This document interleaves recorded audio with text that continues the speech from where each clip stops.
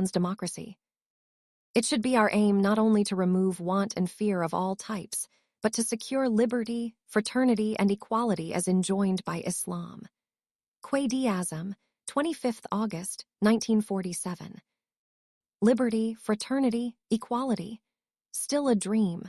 Not surprising, considering that dogma of a seditious nature is all-pervading.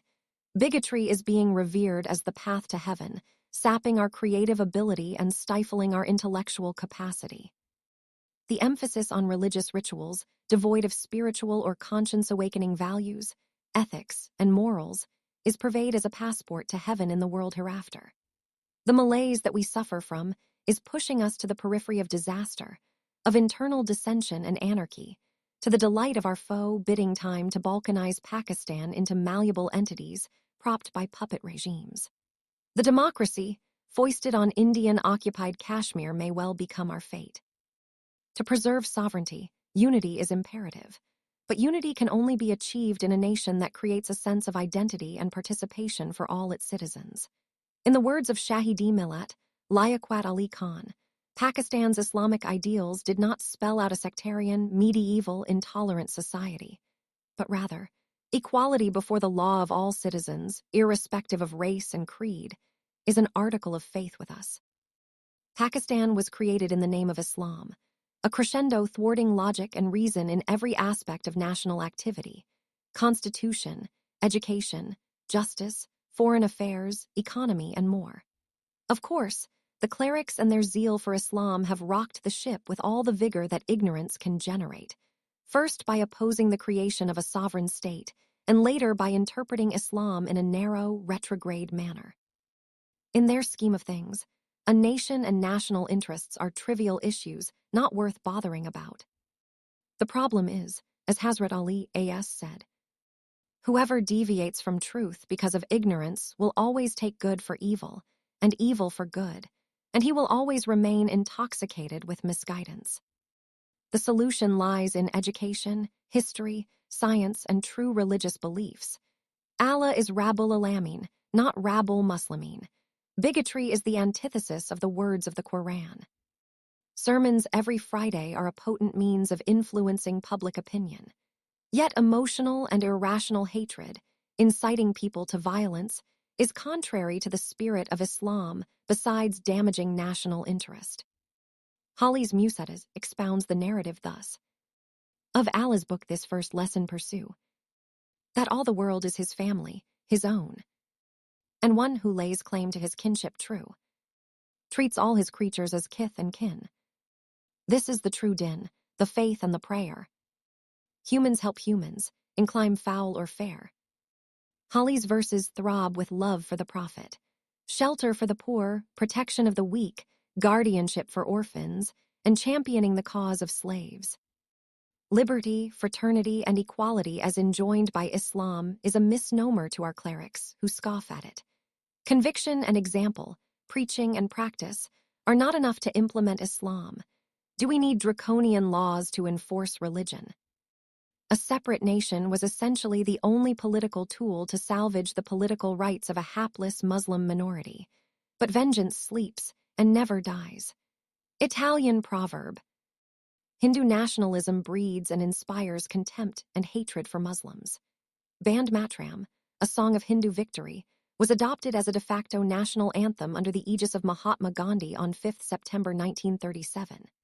This patriotic song, from the Bengali novel Anand Math, is an invocation to the goddess Kali, in which Hindus sally forth on Muslim villages, setting fire to Muslim homes and crying, "Kill the Naris," a term of contempt for Muslims. It sings of the joy of killing Muslims and destroying their abodes.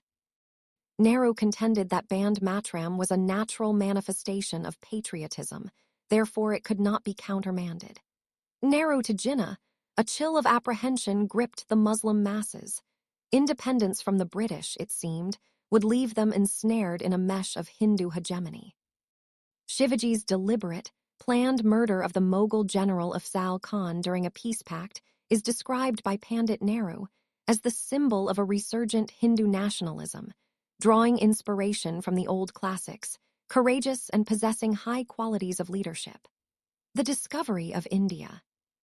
The inspiration derived from the national hero Shivaji was deflected towards Pakistan. Shivaji's new avatar, P.T. Nehru, set about contriving a trap, cunningly implemented by invasion and occupation of Kashmir.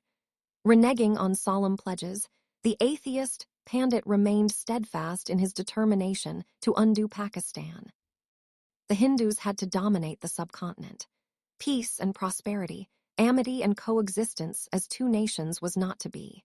Denying the rationale of two nations, Muslim-majority Kashmir had to be coaxed into being an adut ang of India. If persuasion failed, then they had to be cajoled by inducting the Indian army and making it the most militarized zone in the world. The financial strain a fledgling nation continues to bear due to the inimical and hostile Indian attitude affects Pakistan in every aspect of national activity.